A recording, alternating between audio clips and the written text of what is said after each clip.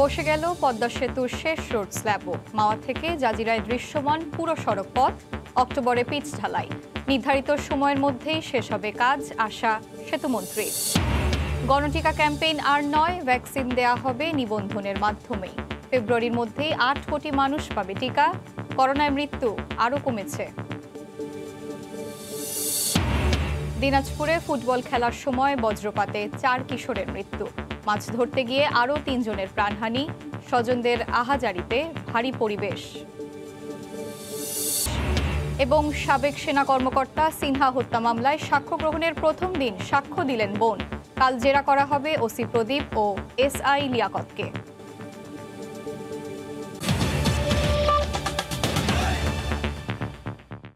বাংলার সময় সঙ্গে আছি আমি এশা হোসেন। স্বপ্ন পূরণের আরও কাছে পদ্মা সেতু। সব প্রতিকূলতা ছাপিয়ে বসে গেল শেষ রোড স্ল্যাব। রেলের পর এবার মাওয়া থেকে জাজিরা প্রান্ত সরাসরি যুক্ত হলো সড়কপথে। যান চলাচলে এখন বাকি শুধু পিচ ঢালাই। মোট স্ল্যাব বসল ২,৯১৭টি। ২০১৯ সালের ১৯ মার্চ শুরু হয় এই কর্মযজ্ঞ। আবু সাইদের ক্যামেরায় নাসিরউদ্দিন উজ্জ্বলের রিপোর্ট।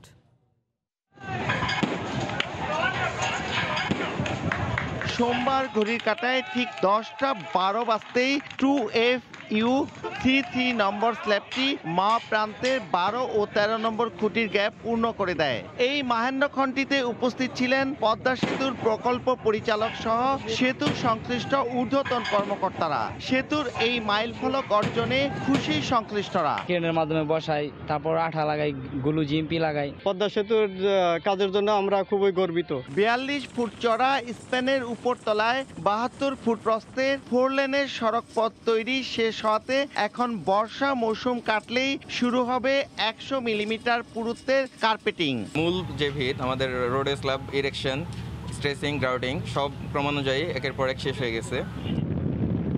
আগামী বছরের মাঝামাঝি সময়ে খুলে দেওয়ার জন্য দুর্বার গতিতে এগিয়ে চলেছে বহুমাত্রিক পদ্মা সেতুর বাস্তবায়নের কাজ। আরও এক ধাপ এগুলো দক্ষিণাঞ্চলের মানুষের আলোর দিশারি স্বপ্নের এই সেতুর কর্মযজ্ঞ। সবশেষ রোড স্ল্যাব বসে গেল। রেল পথের পর সড়ক পথের সরাসরি যোগাযোগের দ্বার খুলে গেল। ২০২০ সালের ৩১ জুলাই পদ্মার ভাঙনে ১২৬টি রোড স্ল্যাব ও ১৯২টি স্ট্রেঞ্জার বিলীন হয়ে যায়। তাই নতুন করে আবার তৈরি করতে হয়েছে। এর আগে ১৩১২টি স্ট্রেঞ্জারের উপর বসেছে ২৯৫৯টি রেল স্ল্যাব। সেতুতে গ্যাস পাইপলাইন বসানোর কাজও এগিয়ে চলেছে। পর্যায়ক্রমে রোড মার্কিং আর তার লাইটিং টাইটিং এর কাজগুলো হবে। আশা করছি ৩ থেকে ৪ মাসের মধ্যেই 2 লেয়ারে এটা কমপ্লিট করা সম্ভব হবে। সড়ক পথ তৈরিতে প্রায় 22 মিটার দীর্ঘ, 2.10 মিটার চওড়া, 84 মেট্রিক টন ওজনের ২৯১৭টি স্ল্যাব ব্যবহার করা হয়েছে। আর সময় লেগেছে 2 বছর 5 মাস 4 দিন। রোড স্ল্যাব বসে যাওয়ার পর মাওয়া থেকে এখন গাড়িতে চড়েই পদ্মা পাড়ি দিয়ে জাজিরায় যাওয়া যাচ্ছে। মুন্সিগঞ্জের মাওয়া থেকে নাসিরউদ্দিন উজ্জ্বল, সময় সংবাদ। নির্ধারিত সময়ের মধ্যেই পদ্মা সেতু নির্মাণ কাজ শেষ হবে বলে আশা সড়ক পরিবহন ও সেতু মন্ত্রী ওবায়দুল কাদেরের। পদ্মা সেতুর সবশেষ স্ল্যাবটি বসে যাওয়ার পর দুপুরে সরকারি বাসভবন থেকে এক ভিডিও বার্তায় তিনি কথা বলেন। এ সময় তিনি আরও জানান, অক্টোবরেই পিচ ঢালাইয়ের কাজ শুরু হবে। আগামী অক্টোবরের শেষের দিকে পিচ ঢালাইয়ের কাজ শুরু হবে, কারণ এখন বর্ষার জন্য পিচ ঢালাইয়ের কাজ হতে পারছে না। টার্গেটের মধ্যেই পদ্মা সেতু নির্মাণের কাজ শেষ করব। বঙ্গবন্ধু কন্যা শেখ হাসিনার সাহসের সোনালী ফসল পদ্মা সেতুর শুভ উদ্বোধন আগামী জুন মাসের মধ্যেই আমরা করব ইনশাল্লাহ। দেশে গণটিকাদান ক্যাম্পেইন আরও হচ্ছে না। এখন থেকে নিবন্ধনের মাধ্যমেই দেয়া হবে ভ্যাকসিন। দুপুরে মন্ত্রিসভা বৈঠক শেষে সাংবাদিকদের একথা জানান স্বাস্থ্যমন্ত্রী জাহিদ মালেক। ফেব্রুয়ারির মধ্যেই ৮ কোটি মানুষকে টিকার আওতায় আনার লক্ষ্য রয়েছে। এজন্য বিশ্ব স্বাস্থ্য সংস্থার মাধ্যমে ১০.৫ কোটি নতুন টিকা কেনার সিদ্ধান্ত নেওয়া হয়েছে বলেও জানান মন্ত্রী। টিকা নিতে মানুষের আগ্রহ বহুগুণে বেড়েছে। কেন্দ্রে কেন্দ্রে উপচে পড়া ভিড়, কোথাও কোথাও ভোগান্তিরও সীমা নেই। অনেকে আবার নিবন্ধন করার 1 মাস পরও পাচ্ছেন না কাঙ্ক্ষিত SMS। এ অবস্থায় প্রত্যন্ত অঞ্চলে টিকা পৌঁছে দিতে সরকার চলতি মাসের দ্বিতীয় সপ্তাহে ওয়ার্ড পর্যায়ে গণটিকা ক্যাম্পেইন পরিচালনা করলেও সেখানে বিশৃঙ্খলা দেখা দেয়। এছাড়া 3.5 কোটি মানুষ নিবন্ধন করলেও টিকা নিশ্চিত হয়েছে 2 কোটির। ভ্যাকসিনের স্বল্পতা বিবেচনায় আর তাই গণটিকা কার্যক্রম চলবে না বলে জানালেন স্বাস্থ্যমন্ত্রী।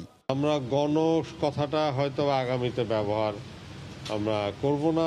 আমাদের হাতে যখন যতটুকু টিকা আসবে এবং সেই টিকা দিয়ে যতগুলো লোককে দিতে পারবো অতগুলো লোককে আমরা ডাকবো। রেজিস্ট্রেশন ছাড়া তো হবে না। যারা নিবন্ধন করতে পারে না বা আমরা বলেছি যে জাতীয় পরিচয়পত্র নিয়ে আসবে, তারাও কিন্তু রেজিস্ট্রেশন করেই তাদেরকে টিকা দেওয়া হবে। প্রধানমন্ত্রী শেখ হাসিনার সভাপতিত্বে সোমবার অনুষ্ঠিত মন্ত্রিসভার বৈঠকে নির্দেশনা দেওয়া হয় 2 ডোজের মধ্যে সময় কমিয়ে আনার। কারিগরি দিক বিবেচনা করে সেই বিষয়ে সিদ্ধান্ত হবে বলে জানান মন্ত্রিপরিষদ সচিব। 2টা ডোজ দিচ্ছি, সেটাও অনেক দেশে দেখা যাচ্ছে আরো কম সময়ে সেকেন্ড ডোজ দিচ্ছে। সেই বিষয়টাও বিবেচনা করার জন্য HPM বিশেষ ইনস্ট্রাকশন দিয়ে দিচ্ছে। বৈঠক শেষে জানানো হয় বিশ্ব স্বাস্থ্য সংস্থার মাধ্যমে 3 কোটি সিনোফার্ম আর 7.5 কোটি সিনোভ্যাক টিকা কেনার সিদ্ধান্ত নেওয়া হয়েছে। আগামী ফেব্রুয়ারি মাসের মধ্যে দেশের 8 কোটি মানুষকে 2 ডোজ টিকা দেওয়ার ব্যাপারে আশাবাদী সরকার। এহসান জুয়েল, সময় সংবাদ, ঢাকা। এদিকে সারা দেশে করোনায় মৃত্যুর সংখ্যা আরও কমেছে। একদিনে 117 জন মারা গেছেন, শনাক্তের হার 15%। সুস্থতার হার বেশি হওয়ায় কিছুটা স্বস্তি ফিরেছে জনমনে। রিপোর্টার ও জেলা প্রতিনিধিদের পাঠানো তথ্য ও ছবি নিয়ে রিপোর্ট। করোনার ভয়ঙ্কর শাসন থেকে কিছুটা মুক্তি মিলেছে। আহাজারি আর আর্তনাদে ভারী হওয়া হাসপাতালগুলোর পরিবেশ এখন বেশিরভাগ শান্ত। শয্যা ফাঁকা হলেও আইসিইউ নিয়ে সংকট কাটেনি। নতুন করে আক্রান্তদের বেশিরভাগই ভুগছেন শ্বাসকষ্টে। সুস্থ রোগীর সংখ্যা বৃদ্ধি পাচ্ছে, হাসপাতালসমূহে ভর্তি রোগীর সংখ্যা দ্রুত কমে যাচ্ছে। 24 ঘন্টায় সবচেয়ে বেশি মৃত্যু হয়েছে ঢাকা বিভাগে, মারা গেছেন 40 জন। কোভিডের দানবীয়তা অনেকাংশে কমেছে চট্টগ্রামে, অঞ্চলটিতে প্রাণ হারিয়েছেন 29 জন। সিলেটে পরীক্ষার তুলনায় আক্রান্তের সংখ্যা কম হলেও মৃত্যুর তালিকা দীর্ঘ হচ্ছে। একদিনে 13 জন প্রাণ হারিয়েছেন। করোনায় খুলনা জেলায় 24 ঘন্টায় কোনো মৃত্যু হয়নি, অঞ্চলেও মৃত্যুহার নিম্নমুখী। বিভাগে একদিনে 11 জন মারা গেছেন। বিপর্যস্ত রাজশাহী এখন অনেকটাই নিয়ন্ত্রণে। গত 2 মাসের ভয়াবহতার চিত্র এখন আর নেই। একদিনে 10 জনের মৃত্যু হয়েছে। নতুন রোগীর সংখ্যা কমেছে রংপুরেও, তবে মৃত্যুর তালিকা দীর্ঘ হচ্ছে। 24 ঘন্টায় প্রাণ হারিয়েছেন 9 জন। পেশেন্টটার খুব খারাপ অবস্থা, আইসিইউতে আছে। বাবা আছে ভিতরে, বাবার অবস্থা অনেকটা ভালো। রোগীর চাপ কমার পাশাপাশি প্রাণঘাতী ভাইরাসটির দানবীয়তা কমেছে ময়মনসিংহেও, মারা গেছেন 4 জন। করোনা ইউনিটের একটু চাপ কম, আইসিইউতে একটু চাপটা বেশি। অপেক্ষা করতে করতে তো আসলে রোগীর অবস্থা খারাপই হয়ে যাইতেছে।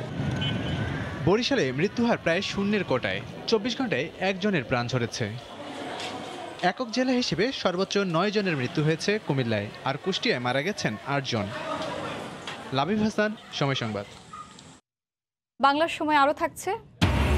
পদ্মার পানি বেড়ে ফরিদপুরে নিম্নাঞ্চলে হাজার হাজার মানুষ পানিবন্দী। রাজবাড়িতে তলিয়েছে ফসলি জমি।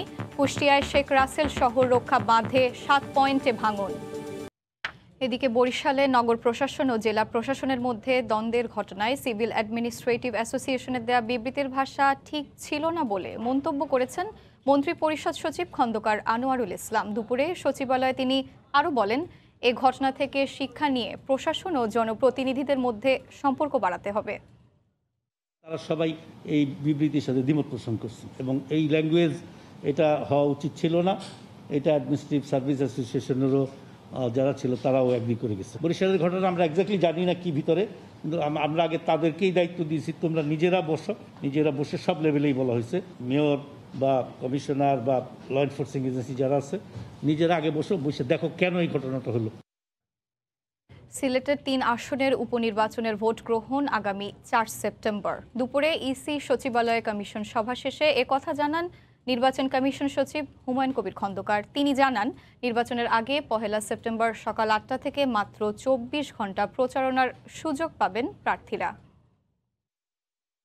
সিলেট 3-0 আসনের যে স্থগিত নির্বাচনটি আগামী 4/9/2021 তারিখে নির্বাচনটি অনুষ্ঠিত হবে। কমিশনার বৃন্দ একটা সিদ্ধান্ত নিয়েছেন এইভাবে যে এই ডিসেম্বরের মধ্যে আমাদের যে ইউনিয়ন পরিষদ, তারপরে জেলা পরিষদ এবং নারায়ণগঞ্জ সিটি কর্পোরেশন সহ অন্যান্য যদি উপজেলা পরিষদের কোনো উপনির্বাচন থেকে থাকে যারা মারা গেছেন এগুলো ডিসেম্বরের মধ্যে করে ফেলবেন। ব্রাহ্মণবাড়িয়ার নবীনগরের উরখুলিয়া এলাকায় বিলে নৌকা ডুবিতে 2 জনের মৃত্যু হয়েছে, নিখোঁজ হয়েছে আরও একজন। খবর পেয়ে উদ্ধার কাজ শুরু করেছে ফায়ার সার্ভিসের ডুবুরি দল। এই মুহূর্তে সেখানে আছেন রিপোর্টার উজ্জ্বল চক্রবর্তী। আমরা বিস্তারিত জানতে সরাসরি চলে যাচ্ছি তার কাছে।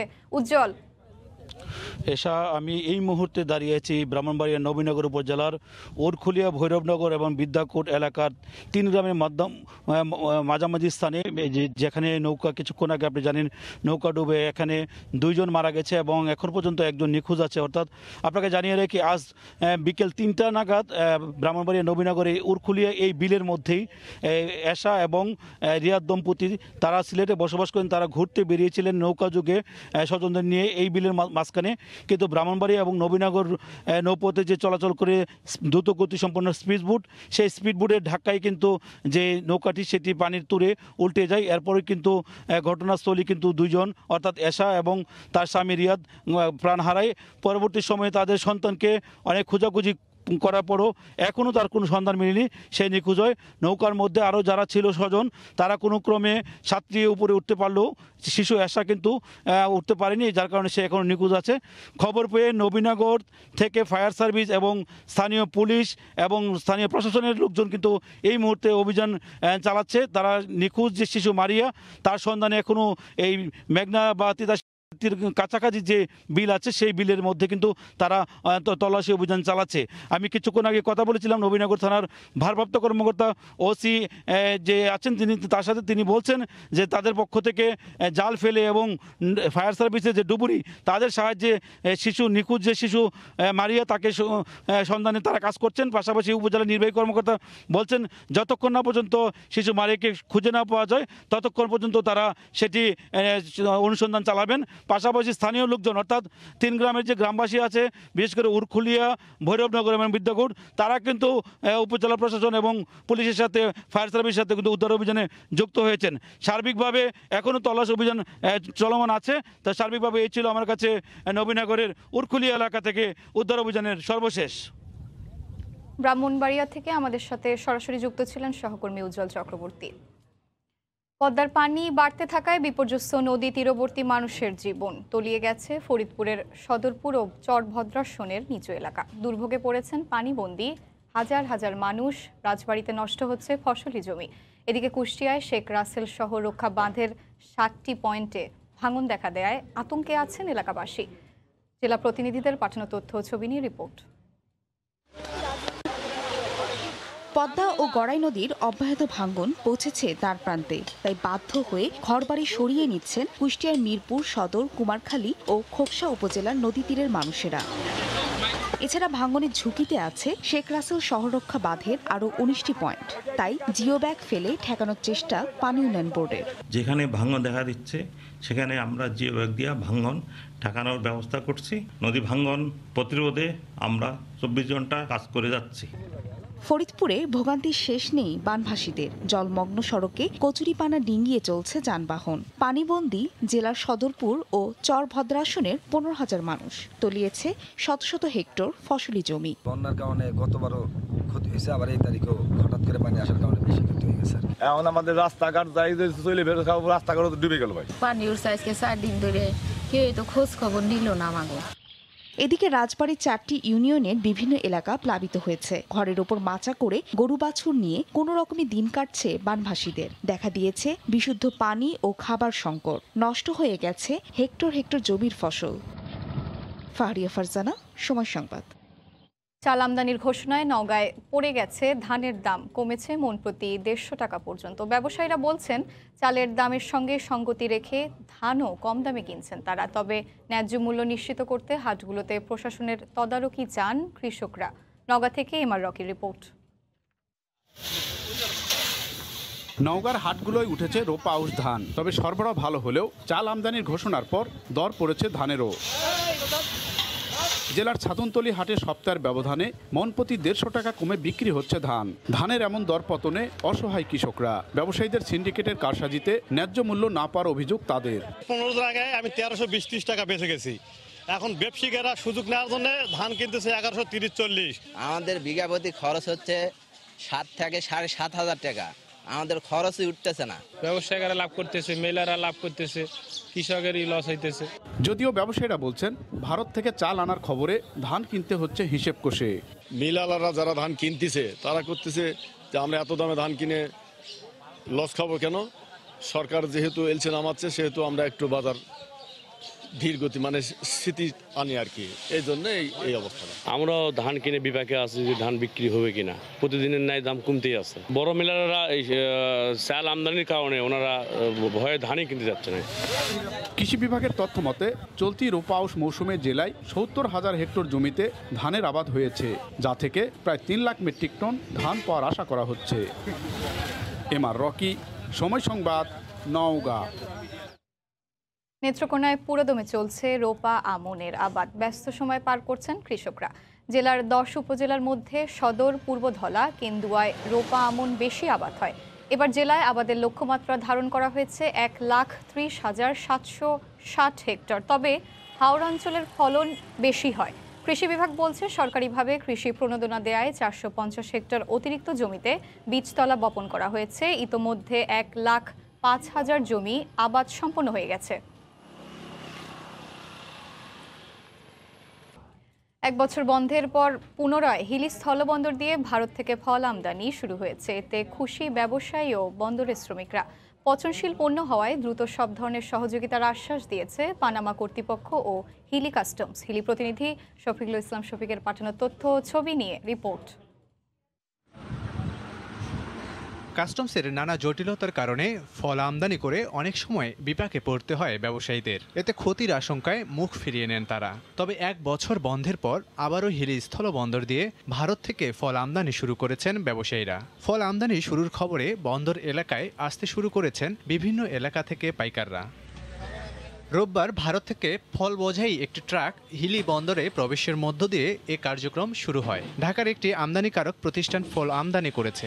এতে খুশি ব্যবসায়ী ও শ্রমিকরা। যদি বাজার ভালো থাকে, পাটিপত্র আসে, আমরা এই ব্যবসাটাই আবার পুনরায় চালু করতে পারবো হিলি স্থলবন্দর দিয়ে। এখন ফল ঢুকছে, আমরা খুব খুশি। যদি মান ভালো হয় আমরা রেগুলার এখান থেকে ফল আমদানি বা ফল নিব এই আশা করি এখানে আসছি। এদিকে ফল আমদানি ও পচনশীল পণ্য হয় দ্রুত ছাড়করণে সব ধরনের সহযোগিতার আশ্বাস দিয়েছে কর্তৃপক্ষ। হিলি শিল্প স্টেশন দিয়ে দীর্ঘদিন পরে ফলকে আমদানি হয়েছে। আপনারা জানেন যে আনার আমদানি হয়েছে এখানে। এটি যদি পেরিশেবল গুডস আমরা তাৎক্ষণিক সারার চেষ্টা করব। ফল যেহেতু একটি কাঁচা মাল, যাতে দ্রুততার সাথে তার গন্তব্যস্থলে পৌঁছতে পারে তার জন্য স্থলবন্দর কর্তৃপক্ষ সকল ব্যবস্থা গ্রহণ করে রেখেছে। হিলি কাস্টমসের তথ্য মতে প্রথম দিন ভারতীয় একটি ট্রাকে 18 মেট্রিক টন আনার আমদানি হয়েছে, আর প্রতি মেট্রিক টনে শুল্কায়ন করা হয়েছে $650। সময় সংবাদ, হিলি। মাদারীপুরে মাচা তৈরি করে কুমড়া চাষে ভাগ্য ফিরেছে কৃষকদের। বাম্পার ফলন হওয়ায় স্থানীয় চাহিদা পূরণ করে কুমড়া বিক্রি হচ্ছে রাজধানী ঢাকা সহ দেশের বিভিন্ন এলাকায়। বাজারে দাম ভালো পাওয়ায় খুশি কৃষকরা। মাঠ পর্যায়ে কৃষকদের পরামর্শ সহ নানা দিক নির্দেশনা দিয়ে যাচ্ছে কৃষি বিভাগ। মাদারীপুর থেকে সঞ্জয় কর্মকার, অভিজিতের তথ্য ও শাহাদাত আকনের ছবি নিয়ে রিপোর্ট। প্রতিটি মাচায় ঝুলছে শত শত কুমড়া। নিচু এলাকা হওয়ায় বছরে 6 মাস পানি জমে থাকে মাদারীপুরের কালকিনি ও ডাসার উপজেলার অধিকাংশ জমিতে। ফলে আর্থিকভাবে ক্ষতিগ্রস্ত হন কৃষকরা। কৃষি বিভাগের পরামর্শ নিয়ে দক্ষিণ শশীকর গ্রামের কৃষক নিখিল সরকার গত বছর বাঁশ দিয়ে মাচা তৈরি করে শুরু করেন এই কুমড়ার চাষাবাদ। এতে এবছর বাম্পার ফলন হয়েছে। আমাদের খুব এবছর বাম্পার ফলন হয়েছে। পাশে কয়েকটা ঘের আছে, তারা ওই ফলন দেখে তারা আগামীতে চাষাবাদ করবে। এই মিষ্টি কুমারের ফল পরবর্তীতে আবার আমরা লাউ চাষ করতেছি। লাউ চাষও খুব ভালো লাভ হয়। শুধু নিখিল সরকারই নন, তার এই পদ্ধতি দেখে জেলার অন্তত 1,500 কৃষক কুমড়া চাষ শুরু করেন। এতে কর্মসংস্থান হয়েছে অনেকের। তাদের কাজে সহযোগিতা করছেন নারীরাও। স্বল্প খরচে ফলন বেশি হওয়ায় অধিক লাভবান হচ্ছেন তারা। এবার আমাদের কুমড়ার ফলন অনেক ভালো হয়েছে। আমি উঠাই দেই, কাইটা দেই, এই ভালো আমরা উন্নতি করছি। নিচু এলাকা থেকে আমরা আজকে যে কুমার চাষ করে সকলে মিলে আজকে আমরা এইখান থেকে কিছু আয় পাই আমাদের সংসার জীবিকা চালাইতেছি। এখানে আমরা 6 মাসে মাছা বানাইয়া কুমার চাষ করি। কুমার চাষে অনেক লাভবান। এই চাষ দেখে আমরা কুমড়ো চাষ করতে চাই, খরচ কম, লাভ বেশি। অন্য কৃষকদেরও কুমড়া চাষে আগ্রহ করে তুলতে মাঠ পর্যায়ে প্রতিনিয়ত কাজ করছে কৃষি বিভাগ। আমাদের পরামর্শে এলাকাবাসী অত্যন্ত পাশের কৃষকও চাষাবাদ করে যাচ্ছে। এই ফলন দেখে এলাকাবাসী অত্যন্ত আগ্রহী এবং সামনে চাষাবাদ করবে। সাম্প্রতিক সময়ে জেলায় 1000 হেক্টর জমিতে কুমড়ার চাষাবাদ হয়েছে। প্রতি হেক্টরে উৎপাদন লক্ষ্যমাত্রা 25 থেকে 30 টন, আর পাইকারি প্রতি কেজি বিক্রি হচ্ছে 35 থেকে 40 টাকা দরে। সময় সংবাদ, মাদারীপুর। খাগড়াছড়িতে মাছ চাষের সম্ভাবনার দুয়ার খুলছে। ব্যক্তি উদ্যোগেও মাছ চাষ করে লাভবান হচ্ছেন অনেকে। বিভিন্ন উপজেলায় কৃষি জমি, বাঁধ ও ক্রিক তৈরি করে হচ্ছে মাছের খামার। প্রশিক্ষণ দিয়ে ভালো পোনা সংগ্রহ এবং কারিগরি জ্ঞানে আরও দক্ষ হয়ে উঠতে পারলে চাষিরা বেশি লাভবান হবেন। সহযোগিতার আশ্বাস দিয়েছে কৃষি বিভাগ। খাগড়াছড়ির প্রতিনিধি জিতেন বড়ুয়ার তথ্য ও ছবিতে প্রতিবেদন। পাহাড়ি জনপদে মাছের খামার কয়েক বছর আগেও যা অসম্ভব বলে মনে হতো অনেকের কাছে, কিন্তু বর্তমানে জেলা সদর মাটিরাঙ্গা, পানছড়ি, দীঘিনালা ও রামগড় এবং মহালছড়িতে শত শত একর জমিতে ব্যক্তি উদ্যোগে মাছ চাষ করছেন অনেকে। চাষিরা জানান, কিছু সমস্যা কাটিয়ে উঠতে পারলে আরও সম্ভাবনাময় হতে পারে খাতটি। গুণগত মানসম্পন্ন পোনার অভাব, মৎস্য বিপণনের ক্ষেত্রে যোগাযোগের রাস্তাটার একটু সমস্যা। সরকারি পৃষ্ঠপোষকতায় যদি মৎস্য চাষীদের প্রতি দৃষ্টি না দেয়, আমরা এখান থেকে ধীরে ধীরে সরে যেতে বাধ্য হব। পৃষ্ঠপোষকতা যদি পাই তাহলে আরো বড়সড়ে আমরা এই মৎস্য চাষের জন্য অবদান রাখতে পারবো। মৎস্য বিভাগের দাবি, স্থানীয় হ্যাচারিতে মানসম্পন্ন রেণু ও পোনা উৎপাদন সহ মাছ চাষ সম্প্রসারণে আগ্রহীদের প্রশিক্ষণ সহ প্রয়োজনীয় সহযোগিতা দেওয়া হচ্ছে। পরামর্শ দিয়ে থাকি, যেটা টেকনিক্যাল সাপোর্ট দিয়ে থাকি। এখানে কি ছাড়তে পারবে, কিভাবে ছাড়তে পারবে, কখন কি করতে হবে, আমরা সেই ব্যাপারে নিয়মিত তদারকি করব। আশা করতেছি অতি দ্রুত আমরা খাগড়াছড়ি জেলার যত পোনার চাহিদা আছে আমাদের এই হ্যাচারির মাধ্যমে আমরা পূরণ করতে পারবো। খাগড়াছড়িতে মাছের বার্ষিক চাহিদা 13,576 মেট্রিক টন হলেও স্থানীয়ভাবে উৎপাদন হচ্ছে মাত্র 5,907 মেট্রিক টন, যা মোট চাহিদার চেয়ে অর্ধেকেরও কম। সময় সংবাদ, খাগড়াছড়ি। নারায়ণগঞ্জে ডাইং কারখানা ও পোশাক কারখানা সহ 200 অবৈধ গ্যাস সংযোগ বিচ্ছিন্ন করেছে তিতাস কর্তৃপক্ষ। দুপুরে কালীবাড়ি বাজার এলাকার ভুইয়া প্রিন্টিং নামের একটি ডাইং কারখানার অবৈধ সংযোগ বিচ্ছিন্ন করা হয়। তিতাসের কর্মকর্তারা জানান, রাজনৈতিক প্রভাব খাটিয়ে মালিকপক্ষ অবৈধভাবে 5 থেকে 6 বছর যাবৎ প্রতিষ্ঠানটি পরিচালনা করে আসছে। এ নিয়ে কারখানাটির বিরুদ্ধে আদালতে মামলাও চলমান রয়েছে। এ সময় অভিযানের খবর পেয়ে একটি পোশাক কারখানার মালিক কর্মচারীরা সেখান থেকে পালিয়ে যায়। এরপর বিভিন্ন এলাকার প্রায় 200 অবৈধ আবাসিক গ্যাস সংযোগ বিচ্ছিন্ন করে তিতাস কর্তৃপক্ষ।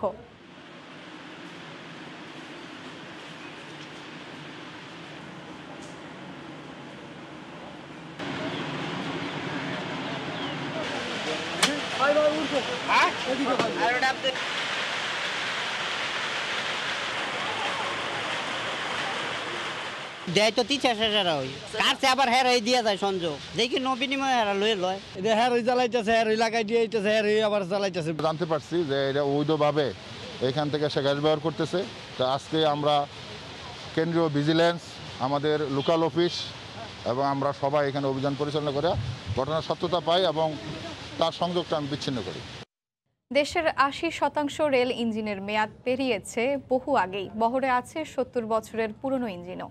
ঝুঁকিপূর্ণ ইঞ্জিনের কারণে বাড়ছে ট্রেন দুর্ঘটনা। মন্ত্রীও মানছেন এসব অভিযোগ। জানালেন, সংকট সমাধানে নেওয়া হয়েছে প্রকল্প। পাভেল আমিনের ক্যামেরায় নাজমুস সালেহির প্রতিবেদন। মনে করেন সবকিছু ঠিকঠাক নাই, আমাদেরকে জীবন বাজি রেখে চলতে হয়। যাত্রীদের নিরাপদে গন্তব্যে পৌঁছে দেওয়ার দায়িত্বে থাকা ট্রেন চালকই নিজের নিরাপত্তা নিয়ে শঙ্কিত। ইঞ্জিনে ট্রেনের গতি নিয়ন্ত্রণের 3টি যন্ত্রের একটি ডেডম্যান ফুট প্যাডেল, যা একেবারেই বিকল। ঠিকমতো কাজ করে না হ্যান্ড ব্রেকও। গতি সামলানোর অন্যান্য গুরুত্বপূর্ণ ইলেকট্রিক ডিভাইসেরও সবগুলোই বিকল।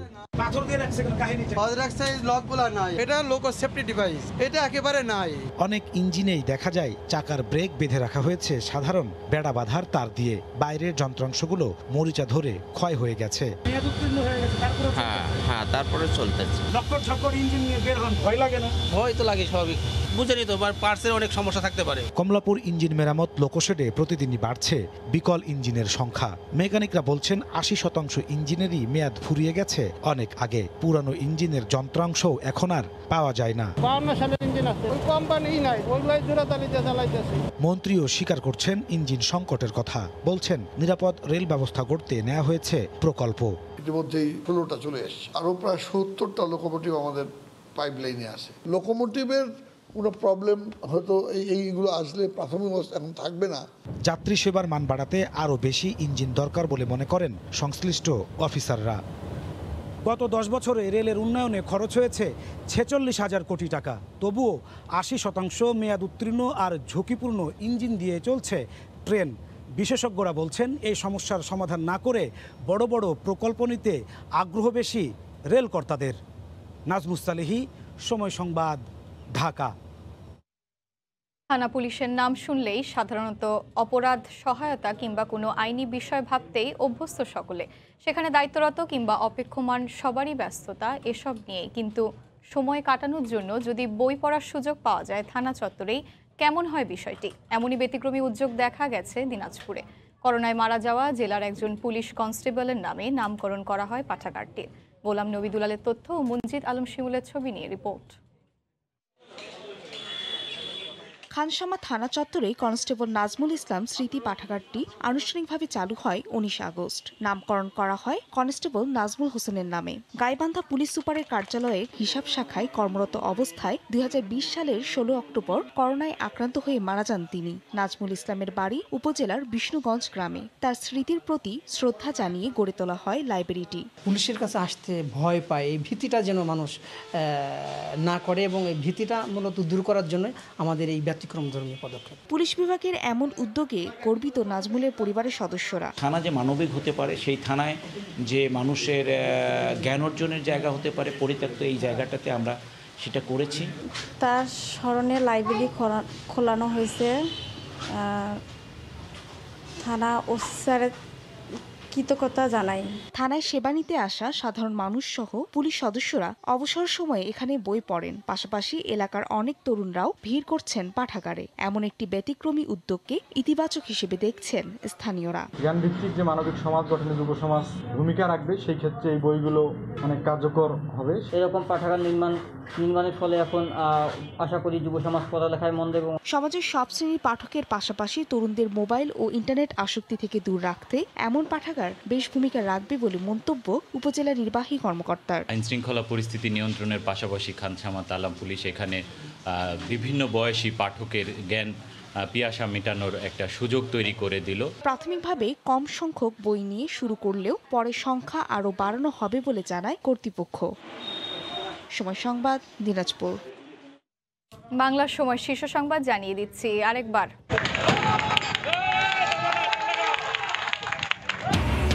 বসে গেল পদ্মা সেতুর শেষ রোড স্ল্যাবও। মাওয়া থেকে জাজিরায় দৃশ্যমান পুরো সড়ক পথ। অক্টোবরে পিচ ঢালাই। নির্ধারিত সময়ের মধ্যেই শেষ হবে কাজ, আশা সেতুমন্ত্রীর। গণটিকা ক্যাম্পেইন আর নয়, ভ্যাকসিন দেয়া হবে নিবন্ধনের মাধ্যমেই। ফেব্রুয়ারির মধ্যেই ৮ কোটি মানুষ পাবে টিকা। করোনায় মৃত্যু আরও কমেছে। এবং দিনাজপুরে ফুটবল খেলার সময় বজ্রপাতে ৪ কিশোরের মৃত্যু। মাছ ধরতে গিয়ে আরও ৩ জনের প্রাণহানি। স্বজনদের আহাজারিতে ভারী পরিবেশ। এই ছিল বাংলার সময়। সঙ্গে থাকুন সময়।